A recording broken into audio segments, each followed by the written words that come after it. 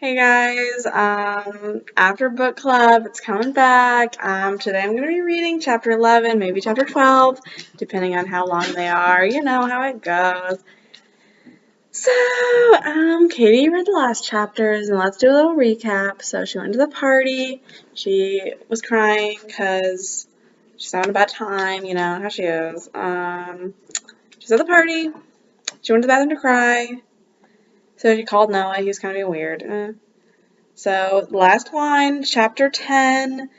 Someone pounds on the door and she starts yelling, I said just a minute, but I stop as glaring green eyes pour into mine. Okay, so picking back up, chapter 11.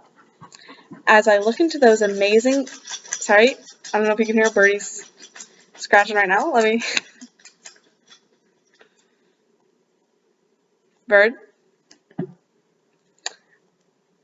Okay. Okay. As I look into those amazing green eyes, I suddenly realize that I hadn't previously noticed their color before. And then I realize that it's because Hardin hasn't really made eye contact with me until just now. Amazing, deep, surprised green eyes. Hardin looks away quickly when I push past him. He grabs my arm and pulls me back. Don't touch me, I yell, jerking my arm away. Have you been crying? Sorry. Have you been crying? He asks, his tone curious. If this wasn't Hardin, I might actually think he was concerned for me. Just leave me alone, Hardin. He moves in front of me, his tall frame blocking my movements. I can't take more of his games. Not tonight. Hardin, please, I am begging you. If you have one decent bone in your body, you will leave me be. Just say whatever mean comment you're going to say for me tomorrow. Please. I don't care if he hears the embarrassment and desperation in my voice. I just need to be left alone by him. A flash of confusion shows in his eyes before he opens his mouth. He watches me for a moment before any words come out. There's a room down the hall you can sleep in. It's where I put Steph, he flatly states. I wait a second for him to say something else, but he doesn't. He just stares at me. Okay, I quietly say, and he moves out of my way. It's the third door on the left, he instructs. And heads down the hall and disappears into his bedroom. What the hell was that? Hardin without any rude comments? I know I'm in for it if I see him tomorrow. He's probably got a planner of all of his snide. He's probably got a planner for all of his snide comments, like I do for my classwork, and I'm sure I'll be on his agenda tomorrow. The third row on the left is a plain room, much smaller than Hardin's, and with two twin beds. It looks more like a dorm room than the larger space that Hardin has. Maybe he's the leader or something. The more likely explanation is that everyone's afraid of him and he bullied his way into the largest room. Steph is laying across the bed closest to the window, so I kick off my shoes and cover her with a blanket before locking the door and lying down on the other. My thoughts are all over the place as I fall asleep. Images of clouded roses and angry green eyes flow through my dreams. Dreamweaver. Okay, I'll do 12 too. They're both about the same. So when I wake, it takes my mind a moment to remember the events of last night that led me into this strange bedroom. Steph is still asleep, snoring unattractively with her mouth wide open. I decide to wait until I know how we are getting back to the dorms before waking her. I quickly put my shoes on, grab my purse, and step out. Should I knock on Hardin's door or try to find Nate? Is Nate even a part of this frat? I would never have guessed that Hardin would be a part of an organized social group, so maybe Nate is too. Stepping over sleeping bodies in the hallway, I make my way downstairs. Nate? I call, hoping to hear a reply.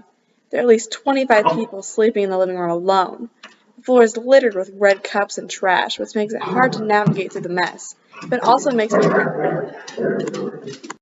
The floor is littered with red cups and trash, which makes it hard to navigate through the mess, but also makes me realize how clean the upstairs hallway actually is. Hey! Despite the people there. When I reach the kitchen, I have to force myself not to start cleaning up. This will take the whole house all day to clean up. I would love to see Hardin cleaning up all this trash. and as the thought goes through my head, I giggle a little. What's so funny?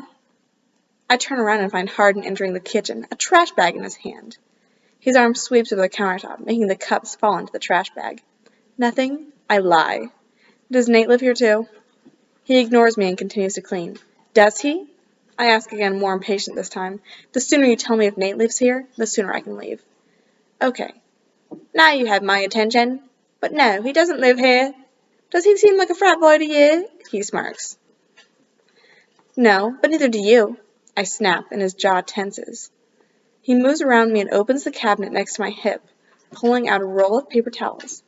Is there a bus that runs close to here? I ask, not expecting an answer.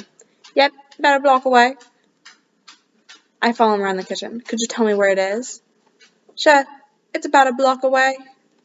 The corners of his mouth lift, taunting me. I roll my eyes and walk out of the kitchen. Hardin's momentary civility last night was obviously a one-time thing, and today he'll be coming at me full force. After the night I had, I can't stand to be around him. I go wake up Steph, who wakes up surprisingly easily and smiles at me. I'm grateful that she's just as ready to get out of this damned fraternity house. Hardin said there's a bus stop around the block. I tell her as we walk downstairs together. We aren't taking the damn bus. Sorry, let me reread that. I don't know. I'm gonna not reread that. We aren't taking the damn... One of these assholes will take us back to our room. He was probably just giving you a hard time. Yeah, I don't know if I read that right, but whatever.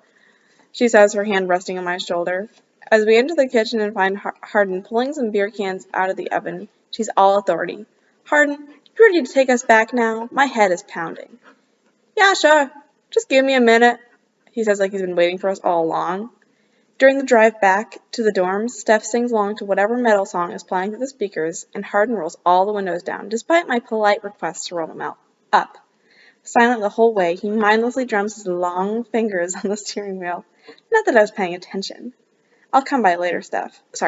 I'll come by later, Steph, he tells her as she climbs out of the passenger seat. She nods and waves as I open the door.